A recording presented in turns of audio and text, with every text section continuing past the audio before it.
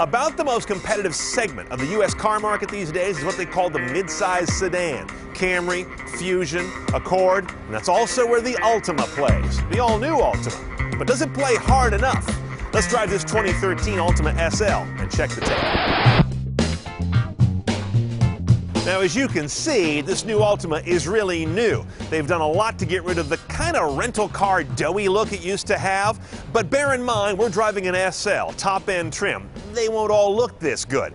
But it's not just up against the imports you know, but the recently revived and very compelling Ford Fusion and Chevy Malibu, for example. But we're looking here at a very nicely finished cabin with much better materials than in the past. Nissan was kind of behind on that compared to the competitors. To the head unit, this is not the top end. You're going to find we don't have navigation here. That is available. I'll talk about that in a minute. What we do have, though, now is this colored display. All the sources you really care about are here. The dumb ones aren't, so this works really well. USB for iPod and thumb drive is down there. AM and FM is over here with satellite radio next to it. No HD radio in this car, by the way. And of course, your optical slot is here. Auxiliary can bring up an aux jack, which is right there, dying to be snapped off, or your Bluetooth streaming, like I have my phone connected. And notice we have some really nice meta tags coming in. Everything fits on the screen well. They've used the real estate nicely. This is your controller that lets you roll through selections or press enter. It's a simplified version of the controller you see on the more elaborate head units. So we do have Bose sound on this guy. It's not terribly fancy. There's no fancy DSP in here. It's just bass, treble, balance, better speakers, better amps. I see a center channel up there, for example. So overall, a very successful interface, except in one area. The real gripe I have is these guys have the worst case of sub-buttonitis. Look at this. AM and FM are one button. Satellite radio's another button. Well, if you're going to do that, why don't you give AM, FM, and satellite a button? CD and aux go together, but not all the alternate sources because iPod gets its own button. This is silly. Just give me a source button. That's not going to confuse anybody. We've been dealing with source knobs on stereo receivers since the late 50s. It's not a new concept, and it's a much better organizing principle than this sub-nonsense. This isn't the only car maker that does it. Now, what I wish we had was what they call the technology package. That would upgrade this to a 7-inch screen, put navigation in there. It's not a connected unit per se, but it does have Google-fed points of interest. So your POIs stay fresh and also send to car. So you can send from your desktop a destination that you want available when you get there. Not bad. That package also brings in something interesting called moving object detection. You would have cameras all around the car, which we've seen before on Nissans, the around view, but it would also be doing artificial intelligence to detect if there's anyone walking around the car you're about to run into, especially in parking garages and things like that.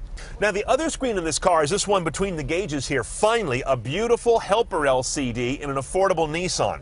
And you can page through that to get tire pressure, MPG info, some various vehicle alerts, your settings for the screen, and your lane departure and blind spot indications. Rear camera, of course, on a car with a screen, very small. This is the only place where I find the screen's a little bit tight, and the camera tends to run a little dim as well. No trajectory, just some basic distance markings. One choice only on the Altima. No matter what model you get, you're going to get what they call their Xtronic CVT. It's a continuously variable transmission. You have a drive and a drive sport position, which will change the behavior a bit. And of course you have paddles, but interestingly, look at them. They're mounted on the column. This is really unusual, and I like it. To place shifter paddles here on the wheel and fix them supposes that you're going to always keep your hands there. Who the hell does that?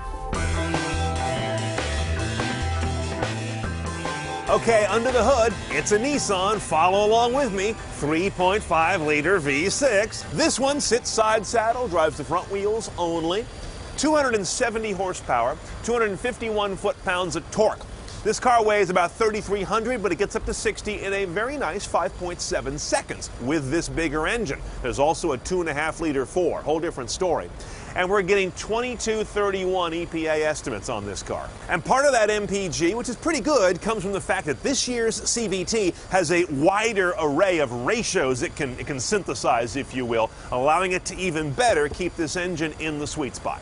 Now, another cool piece of cabin tech on this Nissan barely lives in the cabin. It's mostly out here. See that tire pressure warning? Says I've got a badly low left front. So what you do is you start pumping up the tire, and this car is going to flash its hazards to acknowledge that you're doing that.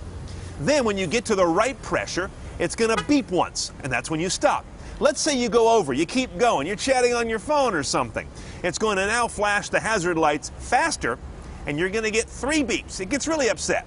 So you start to let air out on the valve down here until you get 1 beep again, and you know you're back where you should be. Kind of foolproof, kind of cool. Now, because we have the Altima V6, we have no lack of power, no lack of responsiveness. The car has got a very quiet cabin. The engine makes a persistent note. You hear it all the time. I'm also not a real big fan of the ride quality except on the smoothest roads.